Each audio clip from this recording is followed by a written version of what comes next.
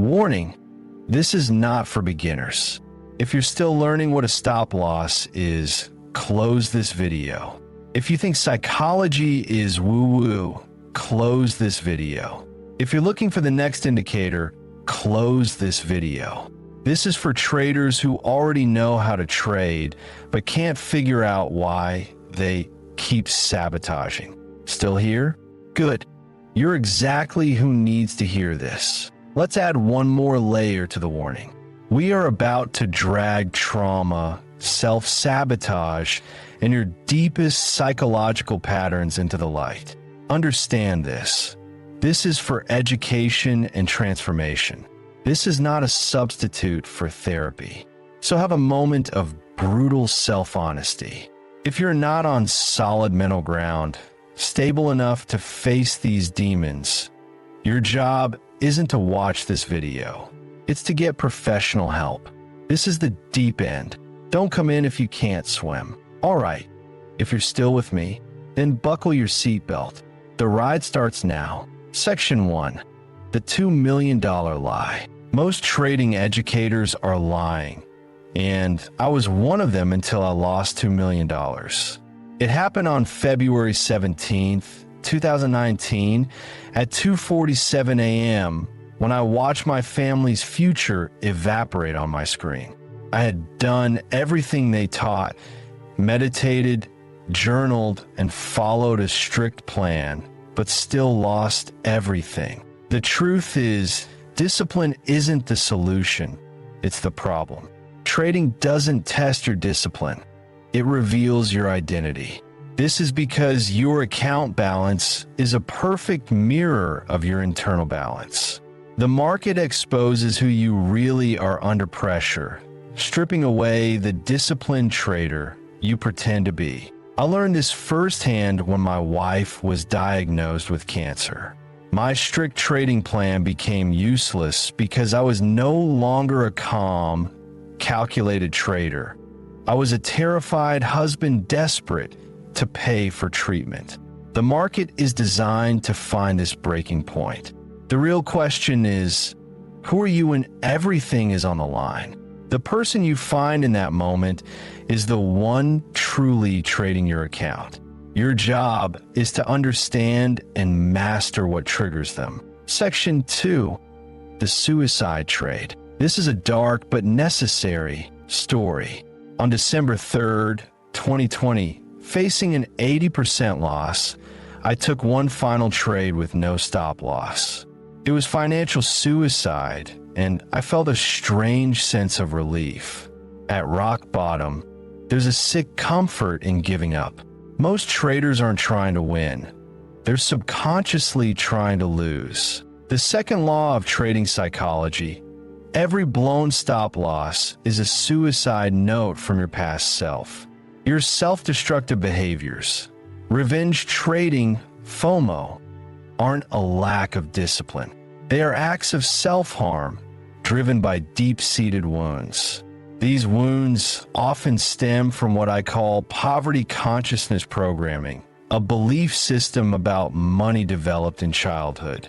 You were taught that money is hard to earn and that struggle is noble. This leads to the third law of trading psychology. The market pays you exactly what you believe you deserve, to the penny. Not what you want, but what you truly believe you are worthy of. And for many of us, that belief is rooted in struggle. That final, life-changing trade forced me to confront a critical question: why am I so committed to destroying myself? Section 3. Your hidden trading personality. When traders become profitable, they often experience success imposter syndrome, a feeling that they don't deserve their earnings. This can lead to self-sabotage, as they subconsciously believe their success is an accident or cheating. This behavior is often rooted in a societal belief that money must be earned through hard, strenuous labor, clashing with the quick gains of trading. To combat this, a powerful practice is the worthiness ritual. This daily exercise helps you reprogram your subconscious mind to accept and feel worthy of your success. The worthiness ritual. Acknowledge your skill. Begin by writing down at least 3 trades you executed well, focusing on your skill and process, not just the profit. This reinforces that your success is a result of competence. Affirm your worthiness. State aloud, I earned these results through skill and discipline. This direct affirmation challenges your negative programming. Embrace the discomfort. If you feel discomfort, acknowledge it and breathe through it. This is your old identity resisting the new belief. By doing this consistently, you gradually normalize feeling worthy of your success, transforming from a professional in denial into a confident trader who accepts their competence. This video discusses the success principles and mental resilience advice from neuroscientist Dr. Andrew Huberman, which aligns with the psychological strategies needed to overcome imposter syndrome. Section 4. The winners who went broke. More traders fail after becoming profitable than before. This is because success is more psychologically dangerous than failure. When you're losing, you're cautious and humble, but when you're winning, arrogance takes over. You increase your trade size, ignore your rules, and believe you're invincible. The 4th law of trading psychology states, your biggest winning streak is your countdown to destruction. The market patiently allows you to win, then crushes you when you become overconfident. The author himself made $500,000 one year and lost $1.2 million the next, using the same strategy. Success had replaced his humility with hubris. To combat this, the author now intentionally practices losing after every profitable month using a simulator. This humility practice isn't about strategy. It's about reminding his ego that he isn't special and must remain disciplined. Exercise the humility protocol. After a winning week, list 10 ways the market could destroy you next week. This exercise is not about manifesting failure, but about maintaining respect for the market's power. Section 5. The addiction nobody discusses. Trading can be more addictive than cocaine due to its nature as a variable reward machine, which triggers intense dopamine releases.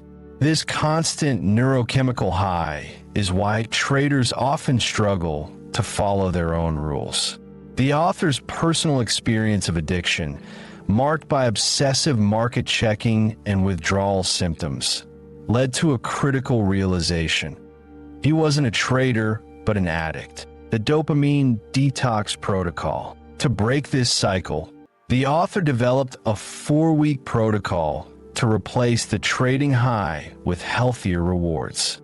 This process is not about willpower, but about strategic habit replacement. Week 1. Establish boundaries by keeping your phone and trading screens out of the bedroom. Week 2.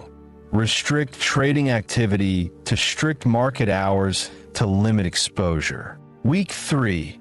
Reduce position checking to a maximum of 3 times daily. Week 4. Tie trading to a healthy reward system, such as exercise.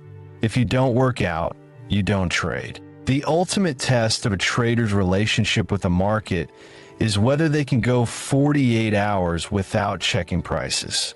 If they can't, the market is no longer a tool. It's a dealer, and they're using it for a fix. This indicates that the real problem isn't a lack of discipline, but an underlying addiction. Section 6.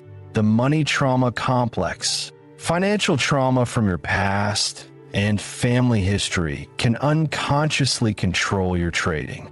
The text presents this as the money trauma complex, where your earliest money memories and inherited beliefs about scarcity create a script that you unknowingly replay in your trading. This suggests you're not just trading markets, you're trading trauma. The fifth law of trading psychology states, your trading account is your family's financial trauma on replay. This is supported by modern science, as epigenetics shows that trauma and survival-based beliefs can be passed down through generations.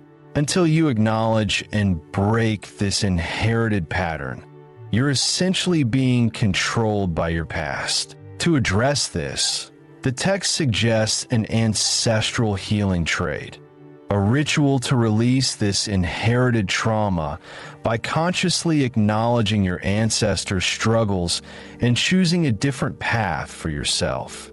This powerful awareness can remove the subconscious blocks that hold you back. The provided assignment is a practical step to uncover your own hidden patterns. List your earliest money memory. List your family's money stories. List your current trading fears. By connecting the dots, you can gain the awareness needed to begin the process of emotional healing and, in turn, transform your trading. Section 7. The loneliness of the trader and the connection cure. Trading is a lonely profession where wins and losses are often kept secret. This isolation can poison a trader's mind, turning fear into paranoia and losses into depression. After losing $100,000, the author, consumed by a black hole of secrets, was confronted by his 6-year-old daughter, who saw his sadness.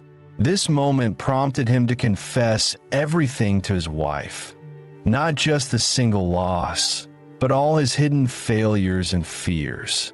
Her only question was, "Why didn't you tell me sooner?" The weight of his secrets was heavier than the losses themselves. This moment of confession was a turning point. He realized that the burden of hiding was what truly held him back. The very next day, his trading improved dramatically, not because of a new strategy, but because he was no longer carrying the weight of his secrets. This powerful revelation led to the connection cure. Find one person you trust and share everything. Your biggest loss, your deepest fear, and your real why. Secrets are cancer, but integration is power. Section 8. The success imposter syndrome and the worthiness ritual. When a trader becomes profitable, they often experience success imposter syndrome, a feeling that they don't deserve their earnings. This can lead to self-sabotage, as they subconsciously believe their success is an accident or cheating. This behavior is often rooted in a societal belief that money must be earned through hard, strenuous labor, clashing with the quick gains of trading. To combat this, a powerful practice is the worthiness ritual. This daily exercise helps you reprogram your subconscious mind to accept and feel worthy of your success. The worthiness ritual. Acknowledge your skill. Begin by writing down at least 3 trades you executed well, focusing on your skill and process, not just the profit. This reinforces that your success is a result of competence. Affirm your worthiness. State aloud, "I earned these results through skill and discipline." This direct affirmation challenges your negative programming. Embrace the discomfort. If you feel discomfort, acknowledge it and breathe through it. This is your old identity resisting the new belief. By doing this consistently, you gradually normalize feeling worthy of your success, transforming from a professional in denial into a confident trader. Section 9. The market mirror theory. The market mirror theory posits that the market isn't a separate entity but a reflection of your own internal state. Your psychology, your fears, greed, and desperation is projected onto the charts, causing you to see what you expect to see rather than what's actually there. This theory suggests that different traders can look at the same chart and see completely different things because their emotional state filters their perception. For example, a fearful trader may see traps everywhere, while a greedy one sees endless opportunities for profit. Ultimately, the theory argues that you can't blame the market for your results. To improve your trading, you must stop trying to change the market and instead change your internal state. By mastering your psychology, you can change what you see, which in turn will change your trading results. Section 10. The infinite game, the only game worth playing. Most people think trading is a finite game with winners, losers, and an endpoint. But master traders know it's an infinite game, one of perpetual growth and evolution. When you shift your mindset from winning to becoming, losses become lessons, wins become fuel, and the market becomes a fascinating journey, not a source of stress. After blowing up my account again, my mentor asked me a single question: what if this is just chapter 3 of a 50-chapter book? This simple perspective shift changed everything. You can't lose an infinite game. You can only choose to stop playing. The infinite player's creed. I don't trade to arrive. I trade to evolve. I don't trade to win. I trade to learn. I don't trade to prove. I trade to improve. Every loss is tuition, and every win is fuel. You can keep playing the finite game and burn out, or you can join the few who play the infinite game and transcend. The final integration, the 10 laws, and your ultimate choice. You now know the truth. Discipline was never the problem. You were trading with someone else's identity, your trauma, and your finite mindset. But now you understand that markets are mirrors. Trading is a tool for self-development, and identity creates results, not strategy. This is not the end of your journey. It's the beginning. The 10 laws of trading psychology are not rules, but remembrances of what you have always known. Look at yourself now. Something shifted. That shift is worth more than any profit because it's who you are becoming, and that is forever.